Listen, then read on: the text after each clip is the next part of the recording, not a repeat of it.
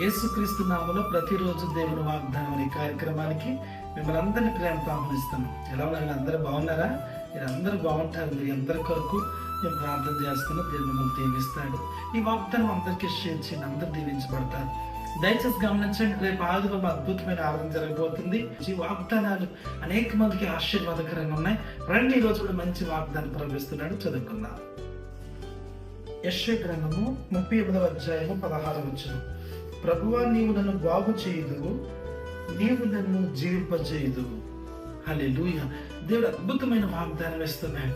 దేవుడు నిన్ను మరలా బాగు చేయబోతున్నాడు, నిన్ను జీవింప చేయబోతున్నాడు. దేవుడు బిడ్డలారా, ఈరోజు ప్రతి ఒక్కరి జీవితంలో, ప్రతి కుటుంబంలో కూడా బ్రతికి ఉన్నారు కానీ చచ్చిన స్థితిలో ఉన్నవారు ఉన్నారు. అప్పులు, రుణాలు, బాకీలు, వేదన, దుఃఖం. చాలా మంది అడుగుతున్నారు, అయ్యా ఎందుకు బ్రతుకుతున్నా నాకు అర్థం అవ్వట్లేదు. కొన్నిసార్లు ఏంటి నా జీవితం, ఏంటి నా బ్రతుకు, ఏంటి నిందలు, అవమానాలు, కన్నీరు, వేదన, దుఃఖం. భయపడద్దు, ప్రభు మీతోనే మాట్లాడుతున్నాడు. నేను బాగు చేయబోతున్నాను, నీవు జీవించబోతూ ఉన్నావు. ఇక మీదట ఏ సమస్య, శోధన నీకు రాకుండా నేను నీకు సహాయం చేయబోతున్నానని దేవుని బలపరుస్తున్నాడు. ఉదయకాల సమయంలో త్వరగా లేచారు. కొంతమంది టెన్షన్, ఆందోళన, భయం. ఈరోజు ఎలా గడుస్తుంది, ఈరోజు ఎలా జీవించాలి, రేపు మా జీవితం ఏంటి, మా పిల్లలు ఏంటి, మా భవిష్యత్తు. భయపడద్దు, నీవు నన్ను బాగు చేస్తావు, నీవు మరలా నన్ను జీవింప చేస్తావు. నువ్వు బాగుపడుతుంది ఏం బిడ్డ.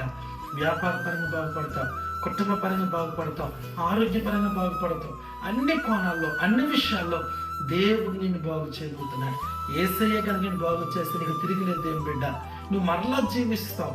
ఎవరో చాలా మంది నేను శపించారేమో, నీ పని అయిపోయిందన్నారేమో, ఎందుకు నీ జీవితం అన్నారు, ఎందుకు నీ బ్రతుకు. అక్కడే దేవుడు మరలా నేను చిగురింప చేయబోతున్నాడు, నిలబెట్టబోతున్నా. కుమారుడు, కుమార్తె చాలా మంది నిరుత్సాహంతో ఉన్నారు, వేదనలో ఉన్నారు, ఈ ఉదయం దుఃఖంతో ఉన్నారు. భయపడద్దు, దేవుడు మీకు జయం ఇవ్వబోతున్నాడు, నేను జీవింప చేయబోతున్నాడు. నూతన శక్తిని, నూతన బలాన్ని, నూతన కృపను పరిశుద్ధాత్మ దేవుడు మీకు కలిగి చేయబోతున్నాడు.